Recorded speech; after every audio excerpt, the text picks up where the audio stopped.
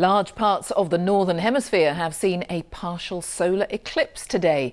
The moon travelled directly in front of the sun in what's called an annular eclipse, leaving just a thin sliver of sunlight visible. Our science correspondent Rebecca Morell reports. An eclipse at sunrise in the United States.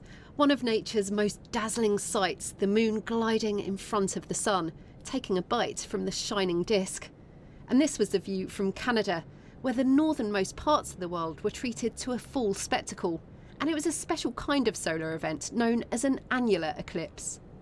An annular eclipse happens when the moon is just a little bit further away from the Earth, so it looks smaller in the sky.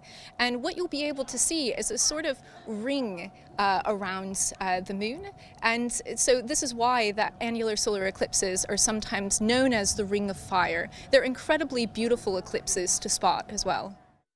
The full eclipse began in Ontario, Canada, the moon casting its shadow across a narrow band of our planet's surface, and ended in Siberia. There was a partial eclipse in the UK with up to 40% of the sun obscured, and in Edinburgh families had a chance to catch a glimpse as our star emerged from the haze.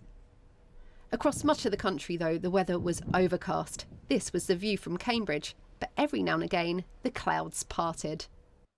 Solar eclipses do happen roughly 1 or 2 times a year, but actually you've got to be in the right place at the right time to see them, and that's because the moon's shadow which it casts on the Earth is rather small. And so although they happen frequently enough, we don't actually get to see them from the same country very often. London had a slightly better view this morning, but in the UK we'll have to get used to partial eclipses for a while. Our next total eclipse won't happen until 2090. But today's event has delighted many around the world with a display of a true celestial wonder. Rebecca Morell, BBC News.